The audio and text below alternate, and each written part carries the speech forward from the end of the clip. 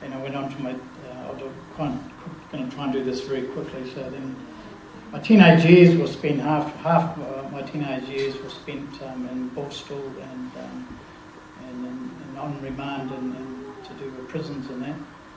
And in my 20s, I got clued up a lot more and decided that I was sick of doing that sort of stuff. I wanted to be like these other people that I knew used to make lots of money and stuff like that. So I got involved in the drug scene very heavily. I started manufacturing drugs. I was a cook. So I was, they call it P nowadays, but in my day it was called speed, which is the same thing as barbiturates. So I was involved very heavily in drug and drug trafficking, shifting around Australia and things like that.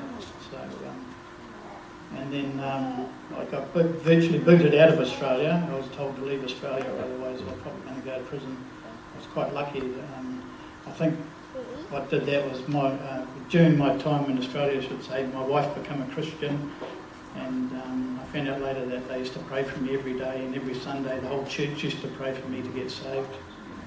And while I was off getting stoned and stuff like that, I thought my wife going to prison was going to church was a good thing because I didn't have to be involved in anything. So I was quite happy for her to go to church and take the kids, and I just jump on my bike and take off and come back probably the next day or something like that. I used to go on binges for 2 or 3 days. I'd disappear. And so we come back from Australia. We were sort of very lucky to get out because a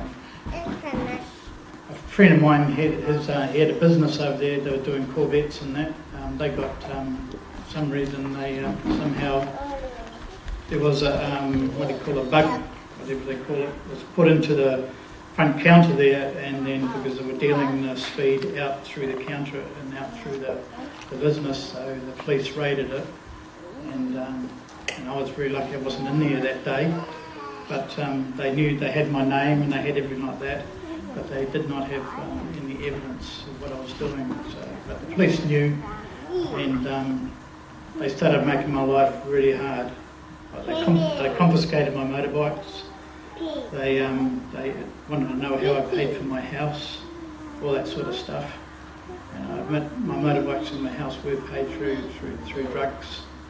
And they eventually said, well, why aren't you an Australian citizen? And I said, because I don't want to become an Australian citizen. I will always be a New Zealander.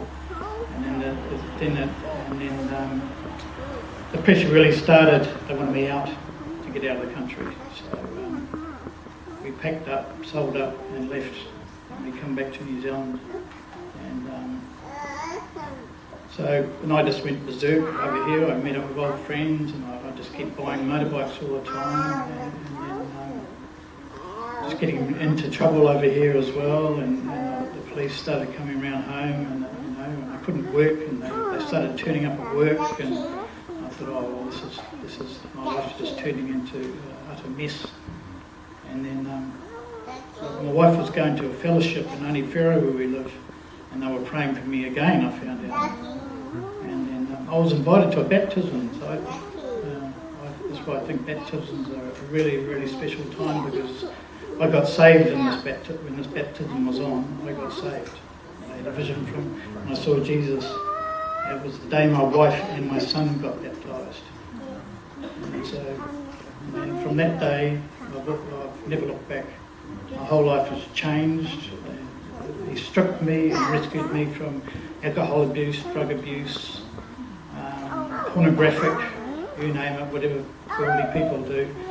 God took it away from me and got rid of everything, and it was all done. It took a while, even giving up cigarettes. I was smoking 60 cigarettes a day, just from just a little nervous personality, and then he took that away overnight. It just was gone. I've never smoked since. The alcohol was really, really hard to give up, because I wanted to stay and be social with everybody I knew, and you go to the pub, I was just drinking Coca-Cola, but then my friends were slipping me Mickeys, so I'd start drinking. And then one day I realised that these aren't really my friends. I have to get away from these people. And I started meeting amazing people through the church. And I just met these amazing people that got beside me, and they used to pray with me all the time, and they just kept rescuing me all the time, these people. And they were just doing the work of God. I know for a fact.